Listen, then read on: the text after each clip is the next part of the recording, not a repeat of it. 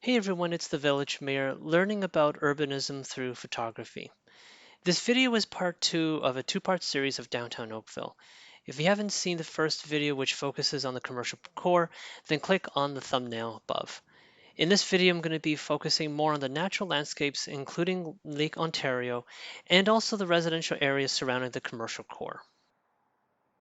When I visited downtown Oakville, the fall colors were peaking, and I took this photo on the bridge of Rebecca Street that overlooks 16 Mile Creek.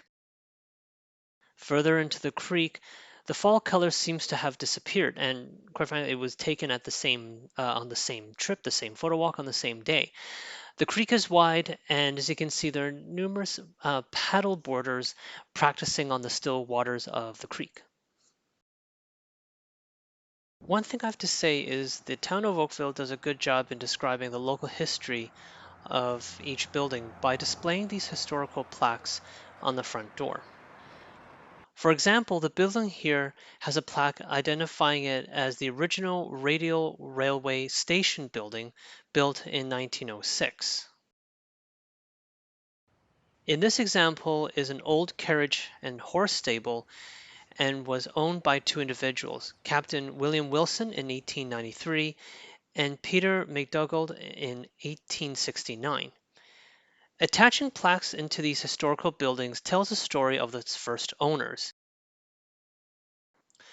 This residential neighborhood is designated a Heritage Conservation District.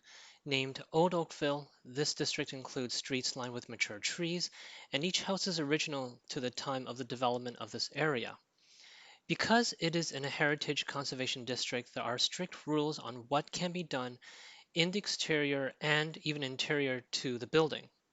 All of the properties have historical significance, so changing the facade or putting in an addition would be subject to great scrutiny. Remember, when taking photos here, do respect the residents' privacy. At the base of this district is Lakeside Park, one of the main landmarks here. Because I did a photo walk early in the morning, the tail end of the golden hour was still in swing, and I took this photo of a couple sitting by the rocky beach in the distance. Not the best photo, but as I walked through the busy park, I saw these two couples sitting by the rocky beach, and in times of COVID, I thought it was a very romantic photo, and it's a sign that things are slowly returning to normal. The next photo highlights how far we actually are from downtown Toronto, and without knowing much of the context here, one would assume it would be either in Lake Erie or in Lake Huron. Now this photo is better than the previous one, I think, and it's only my opinion due to the punches of color on the rocks and the trees.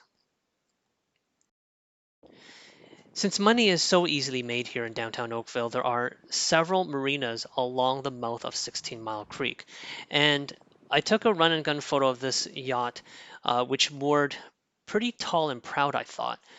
There are numerous vertical lines, but as you know, the one in the middle, the tallest one, is the subject. Going up the stairs, I took another photo here, and of course I had to hurry because there was an elderly couple right behind me. The simple metal stairs really is the main subject, and it's still a good photo, I think. Needless to say, there is a lot of local history here, and the locals are truly proud of that. The Oakville Museum is a must visit, and when I visited here, actually in February, before the pandemic hit, there was actually a free admission. There are guided tours here for a small fee, subject to, of course, COVID rules, but honestly, it is really a great opportunity to learn from museum staff. The museum is located within the historic Ercles estate. Probably not pronouncing it right, but it is the home of the Chisholm family who founded Oakville, so it's a very important building indeed. The grounds are gorgeous with its landscaping and is a great place for floral and architectural photography. So that concludes a two-part series of Downtown Oakville. If you've never been here, I really advise you to visit. I've been actually here in the summer, fall, and winter, and all seasons provide a very unique perspective. Thank you very much for watching, and I will see you again soon.